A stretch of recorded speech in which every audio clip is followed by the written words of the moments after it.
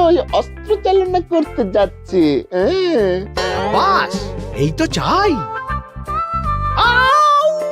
ওরে বাবা রে! আস্তে আস্তে। ও আরে বাবা, আপনার তো ইস্পাতের শরীর, ভাঙবে তবু মচকাবে না। চিন্তা করছেন কেন? ভয় পাবেন না, ভয়কে জয় করতে হবে।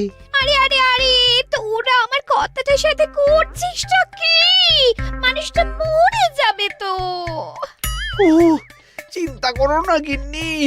ও বাবা, ওরা বলেছে আমার ইস্পাতের শরীর, ভাঙবে তবু মচকাবে না। একবার একবার এই বুড়ো বয়সে হাত পা ভাঙলে কি সামলাবে শুনি? মন্ত্রীমশাই, আমাদের বকশিসটা দিয়ে দিন, আমরা কেটে পড়ি। বাবারে বাবা, দিচ্ছি। এনে এত খাটানোর পরে এই এতেই এখন খুশি থাক। হ্যাঁ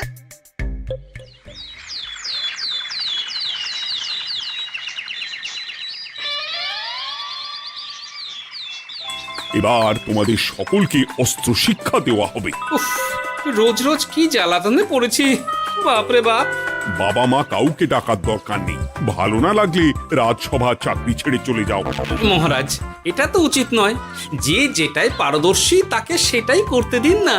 একটা বাঁদরকে যদি আপনি বলেন শিকার করে মাংস খেয়ে দেখা, সে কি পারবে মহারাজ? মহারাজ, গোপাল একটু বেশি কথা বলছে, ওকে আপনি বের করে দিন। আমি তোমার কথায় গলবো না গোপাল, তোমাদের সবাইকে এখন অস্ত্র শিক্ষা শিখতেই হবে। কর্তার ইচ্ছায় কর্ম, এখন তো আমার আর কিছুই বলার নেই। তাহলে আর দেরি কেন, তোমরা সবাই একটা করে ঢাল আর একটা করে তলোয়ার তুলে নাও। সেনাপতি, বলুন মহারাজ। তুমি সকলকে অস্ত্র শিক্ষা দেবে, তলোয়ার চালানো শেখাবে। এক এক করে প্রত্যেকে তোমার কাছে যাবে আর এক এক করে তুমি সবাইকে তলোয়ার চালানো শেখাবে। আচ্ছা মহারাজ, তাহলে ওই সবার প্রথমে চলে আসুন মন্ত্রী মশাই। হ্যাঁ আমি প্রস্তুত। আমার শরীর ইস্পাতের মতো, ভাঙবো তবু মচকাবো না।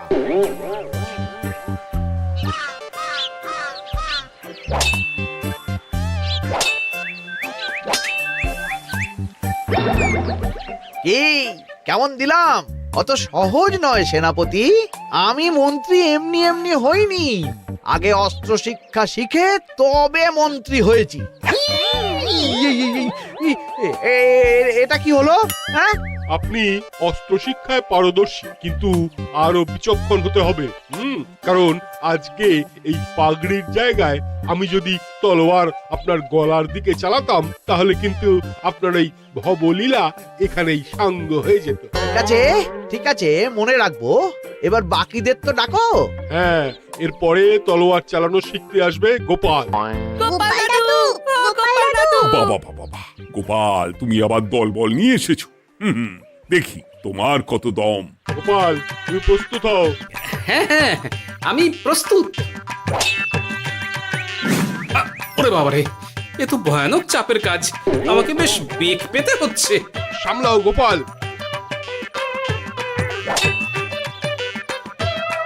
না, আমাকে অন্য রাস্তা দেখতে হবে। সেনাপতি, মহারাজের দিব্যি, তুমি আমার দিকে তলোয়ার ঢাল বাড়াবে না। এই এই, এটা কি হলো? সত্যি তো, এটা কি হলো? গেল গেল গেল গেল গেল গেল গেল, দুটিটা খুলে গেল গো। দেব নাকি এবার কুচ করে কেটে? জিতে গেছি, জিতে গেছি। এটা কি হলো? শত্রুপক্ষ কখনো কারো দিব্যি শুনবে না। আর সেনাপতি, তুমি কি ওখানে দাঁড়িয়ে দাঁড়িয়ে মজা দেখছো? আমি কি করব মহারাজ, গোপাল যে আপনার দিব্যি দিয়ে দিল। গোপাল বেটা খুব চালাক। তাহলে এখন উপায়? ওসব গোপাল তোমাকে বোকা বানাবার জন্য করেছে। তুমি ধুতি ঠিক করে আবার লড়াই চালিয়ে যাও। যথাজ্ঞা মহারাজ।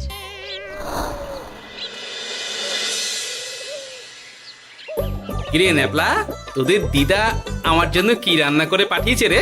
এই তো ভাত, আলু সেদ্ধ, এই পুঁই শাকের ঝোল আর রুই মাছের ঝাল। আর তোদের যে তোষক বিছানার চাদর আনতে বলেছিলাম, এনেছিস তো? ওই তো দাদু, কুটির গুলটে আর বাকিরা সবাই ধরাধরি করে নিয়ে আসছে। ব্যাস, তাহলে তো আর কোনো চিন্তা নেই। খেয়ে একটা জব্বর ঘুম দেব, কারণ এখানে যা রঙ্গ দেখছি তাতে বিকেল হয়ে যাবে। তলোয়ার শিক্ষা আজকের মতন এটুকুই থাক। এবার শুরু হবে বল্লম শিক্ষা। সবাই আবার আগের মতন সারিবদ্ধভাবে দাঁড়িয়ে পড়ো। আহ, তোদের দিদা পুঁই শাকটা কিন্তু বেশ জব্বর বানিয়েছে। তোদের দিদার হাতের রান্নার কোনো তুলনাই নেই। আহা, কি স্বাদ! এ কি, গোপাল আবার কোথায় গেল? এই তো মহারাজ, আমি এখানে ওই পুঁইয়ের ঝোল আর রুইয়ের ছাল দিয়ে ভাত খাচ্ছি। এসব কি মাঠের মধ্যে খাওয়া? আরে শরীরটাকে তো রাখতে হবে। তাড়াতাড়ি খেয়ে এইদিকে এসো। আসছি আসছি আসছি। এবার আমি তোমাদের দেখাবো কিভাবে বল্লম নিয়ে তেড়ে যেতে হয়। দেখান মহারাজ।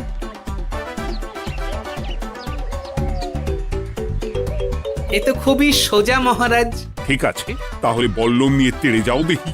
দিন, আপনার হাতের বল্লমটাই দিন।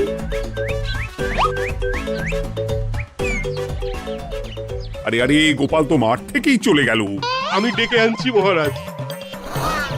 আরে আরে, ও গোপাল, গোপাল, মহারাজ ডাকছেন, থামো থামো।